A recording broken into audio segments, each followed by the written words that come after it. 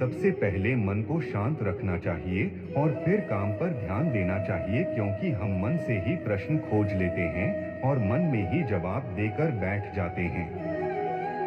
भगवान कृष्ण ने मन को शांत रखने के लिए दो चीजें बताई हैं। भगवद गीता में भगवान श्री कृष्ण कहते हैं, मन का बेचैन होना उसका स्वभाव है।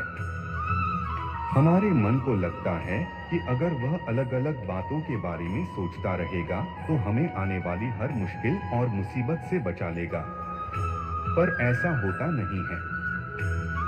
हम अपने जीवन का काफी अधिक समय सोच विचार करके परेशान होने में निकाल देते हैं।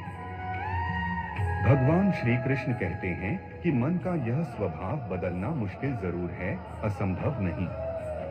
अच्छा, अब आप एक बात बताइए, क्या आप कौए को कह सकते हैं कि वो काम की आवाज ना करे?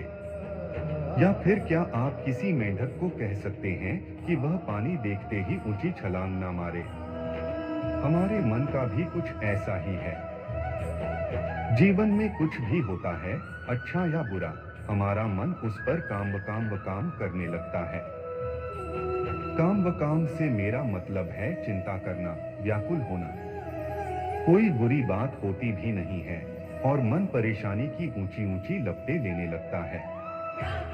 कभी कभी तो मुझे ऐसा लगता है कि हम में से कई लोग सिर्फ परेशान होने के लिए जीते हैं। सारी परेशानी, पीड़ा, दुविधा अक्सर हमारी मन की बनाई हुई कहानियां होती हैं। भगवान श्री कृष्ण हमें हमारे मन को शांत और स्थिर करने के लिए दो उपाय देते हैं। पहला, ध्यान लगाना या मेडिटेट करना।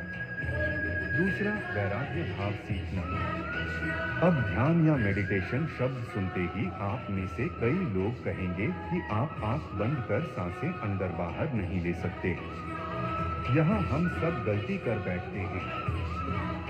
मेडिटेशन या ध्यान का मतलब सिर्फ आंख बंद कर बैठना नहीं होता। मेडिटेशन का मतलब होता है अपना पूरा ध्यान किसी चीज पर लगाना और उसे हटने नहीं देना। अगर आप रोटी बना रहे हैं तो सिर्फ उस बात पर ध्यान दीजिए। अगर आप पिक्चर देख रहे हैं तो अपना पूरा ध्यान पिक्चर पर लगाएं।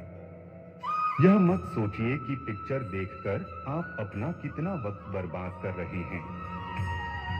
जब आप जीवन के हर छोटे बड़े काम को पूरे ध्यान से करते हैं तो आपका जीवन ही एक मेडिटेशन बन जाता है। ऐसे जीवन में शांति, स्थिरता, साहस और सफलता का होना। वैराग्य भाव दूसरा उपाय। वैराग्य का अर्थ यह नहीं कि आप सब कुछ छोड़कर जंगल में जाकर बैठ जाएं। वैराग्य का सच्चा अर्थ है कि आप जो काम कर रहे हैं उसका क्या नतीजा या रिजल्ट निकलेगा उसकी चिंता ना करें। जैसे अगर आपने कोई इंटरव्यू दिया, आप यह कर सकते हैं कि पूरे मन से तैयारी करें और अपना बेस्ट देकर आ जाएं। वह नौकरी मिलना या ना मिलना आपके हाथ में नहीं है। इस नतीजे के पीछे अलग अलग चीजें हैं जो आपके बिल्कुल कंट्रोल में नहीं। तो जिस चीज के बारे में आप कुछ कर नहीं सकते उसके बारे में चिंता भी ना करें। यही वैराग्य का सच्चा मतलब होता है। और यही है भगवान श्री कृष्ण का दूसरा उपाय, मन को चिंता की लपटों से बचाने का।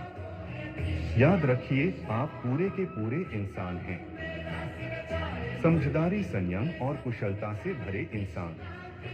आपका मन जब भी कौए की तरह अलग अलग बातों पर आपको परेशान करने लगे, तब अपने मन को भी प्यार से समझाइए और शांत कर लीजिए। बस अपने ऊपर विश्वास रखिए कि आप कभी अपना बुरा नहीं होने देंगे।